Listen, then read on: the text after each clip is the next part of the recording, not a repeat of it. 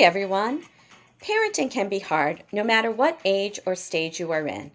But what happens when your child becomes an adult and they will need a lifetime of support? I'm your host, Cheryl, and welcome to the podcast, Life Without a Filter. My goal is to share our not so unique, maybe specific journey as a family navigating the various special education transition services and creating our son's self directed adult program. While we don't have all the answers, our hope is that you can learn from our experiences to make your own path a bit smoother. We'll also have some special guests providing resources and sharing their personal stories of navigating within the adult disability services world. Let's embark on this journey together.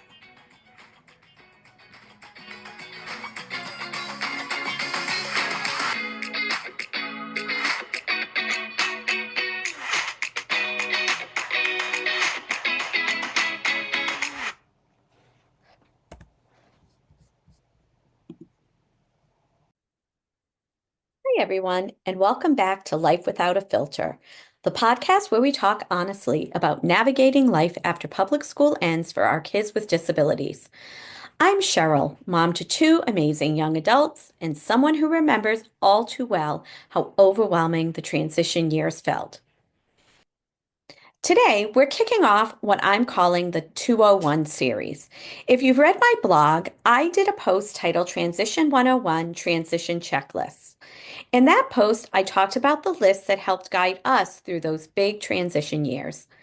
In this series, we're taking a deeper dive into some of the items on one of my favorite resources, the Turning 18 checklist created by Catherine Boyle at Autism Housing Pathways. This checklist was the very first tool I used when my son Elle was approaching adulthood.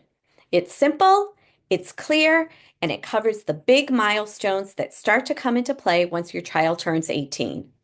Today, I'll walk through several of those items, share what we experienced as a family, and offer a few tips that I wish someone had told me earlier. So, let's jump in. If you are listening to the podcast and are more of a visual learner, I have inserted a link to this resource in the show notes that you can pull up and follow along. If you'd rather watch, you can come check out my YouTube channel and follow along that way. First, let's take a look at where to find the Turning 18 checklist. If you go to the autismhousingpathways.org website, on the quick links, you will find the Turning 18 checklist link.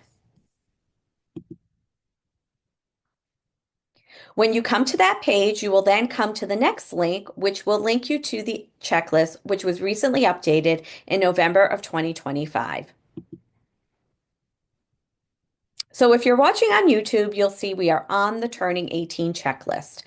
And as I said in the intro, it's pretty simple, clear, and concise. I love check boxes, and the first thing that you'll see is that there are check boxes here next to all of the items. Let's start with the first item on the list, the 688 referral form. If you live in Massachusetts, you've probably heard the term 688 referral thrown around during your IEP meetings. In simple terms, it's the school district's way of notifying adult service agencies that your child will be applying for their adult services. This referral should be made at least 2 years before the student ages out of public school. If your child is currently on an IEP, may require continuing services because of the severity of their disability, or are unable to work 20 or more hours per week in competitive employment, your school district should be submitting the 688 referral form.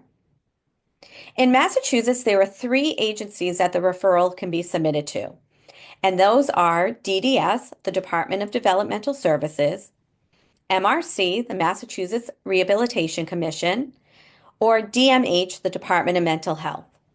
If you live outside of Massachusetts, please check with your transition coordinator to see what departments the referral form would be made out to. Even though Elle was already found eligible for DDS as a minor, he still needed to reapply as an adult.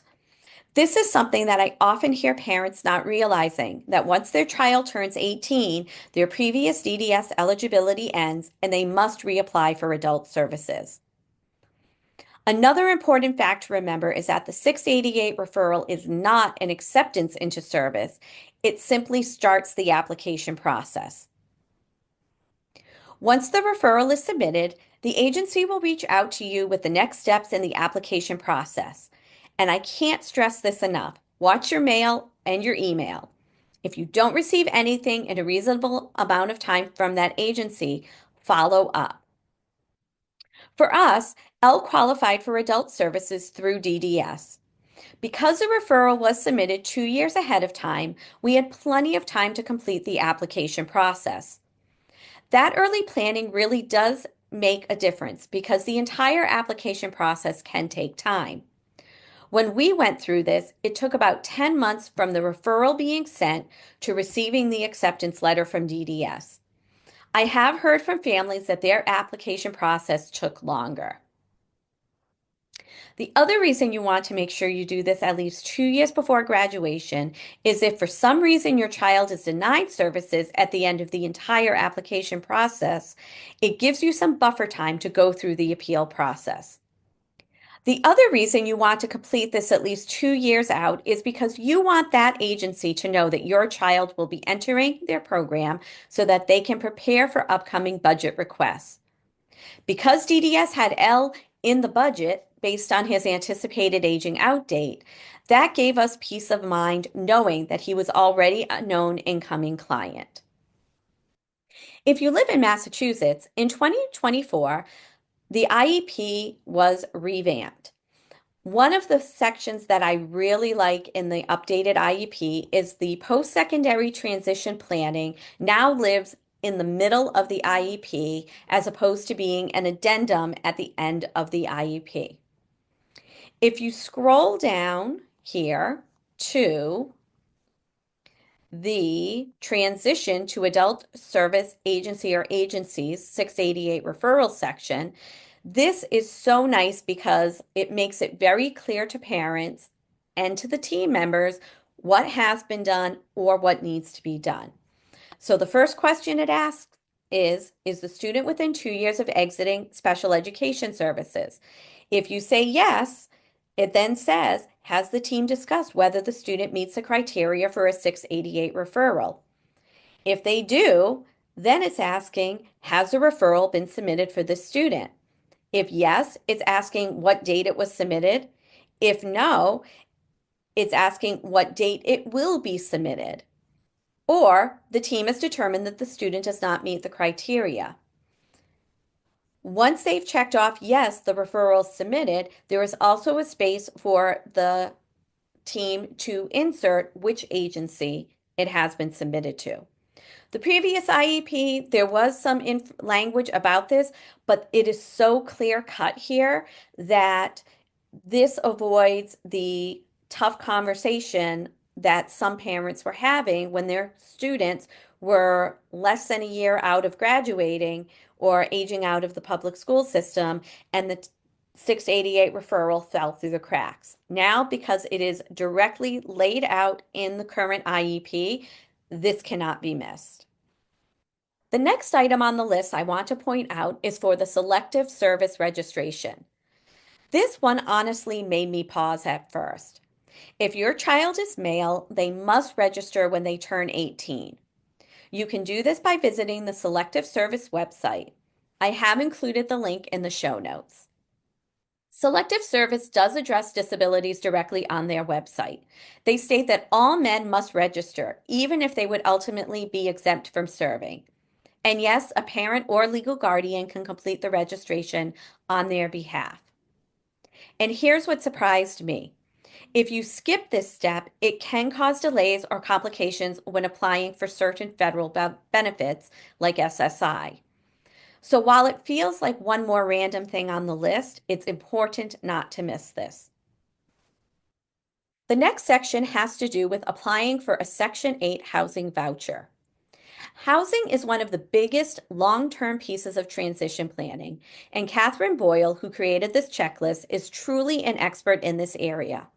I always encourage parents to visit her website, watch any of the webinars that she has available, and if you get a chance to hear her speak live, do so. I've also put a link to the website in the show notes below. On her website, if you go to the quick links, she has an 18 question mark, section 8 exclamation point site. And if you click on that, it's going to give you information, including a section 8 video that you can watch. And also at the top, it has information on applying for section 8. So the links to the centralized waiting list and to any other organizations that may have vouchers. And she also has a section about staying on the list, because what I learned is that just because you apply for Section 8 housing doesn't mean you always stay on the list. You need to check at least once a year to make sure your name or your child's name is still on the list.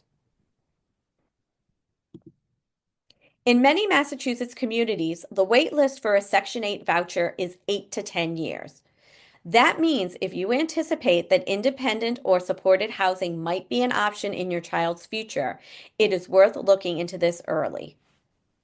Catherine's website also has an entire section called The Current Housing Situation, and it gives an incredibly detailed overview of what housing looks like right now for adults with disabilities. She also teaches workshops and seminars, and I learn something new literally every time I hear her speak. Even if you're unsure today whether your child will pursue this path, educating yourself early gives you time to plan. The checklist also includes a section on obtaining guardianship or supported decision making. This is a topic that can bring up a lot of emotions within the disability community. In Massachusetts, guardianship can begin once your child turns 18, but there is no one-size-fits-all answer here. Every family, every child, and every support need is different. Some families pursue full or limited guardianship. Others choose supported decision making.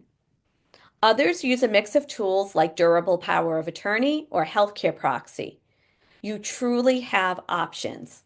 Organizations like the ARC of Massachusetts and the Federation for Children with Special Needs both host webinars on these topics, which I highly recommend. For our family, we did hire a lawyer because I was overwhelmed and needed someone to guide us step by step. But many families do this without an attorney. Some courthouses even offer a lawyer for the day program to help. The key message here: start the conversation early, well before your child turns 18. This process takes time, and more time than I expected. SSI, or Supplemental Security Income, is another major milestone at age 18.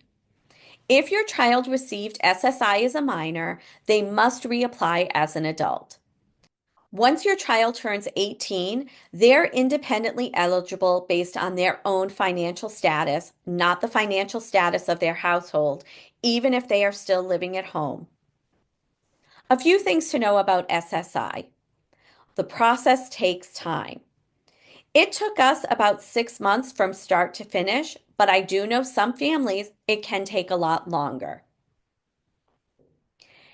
2, SSI automatically triggers mass health eligibility. So, if your child qualifies for SSI, they automatically become eligible for Medicaid without having to go through the separate Medicaid application process. Number 3, there may be a confusing denial letter. When you apply for SSI, the system first reviews the applicant for SSDI, which is Social Security Disability Insurance. SSDI is for individuals who have enough work credits or whose parents are retired or disabled and currently collecting. So many families panic when they apply for SSI for their child and they receive a letter saying their child was denied SSDI. But that is to be expected. I always tell parents, when you receive that denial letter, look to see what were they denied for. And it should say SSDI if it's the first letter that they're receiving. After you receive that first SSI denial letter, then you should receive a second letter stating whether your child was denied, or will be receiving SSI. Understanding this helped me stay calm during the waiting process, so I always make sure that other parents know this ahead of time. I didn't touch on every single checkbox on the Turning 18 checklist. Some of them are a little bit more self-explanatory than others. But if there is one theme across everything on the Turning 18 checklist, it's this: everything takes longer than you think it will. Between the referrals, the applications, the paperwork, the wait times, so much of this process is out of our control. But understanding these steps before your child turns 18 can reduce anxiety and give you time to gather what you need. And remember, you're not doing this alone. There are parents, professionals, and organizations out there ready to help.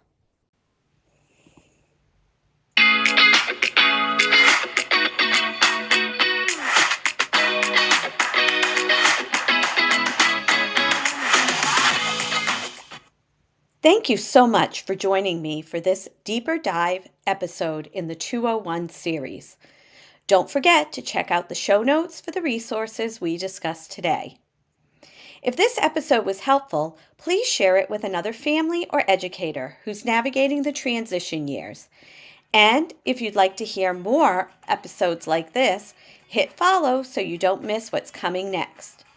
In future episodes, we will explore some other transition checklists that I found helpful during this process. Until next time, take a deep breath and remember, we're in this together.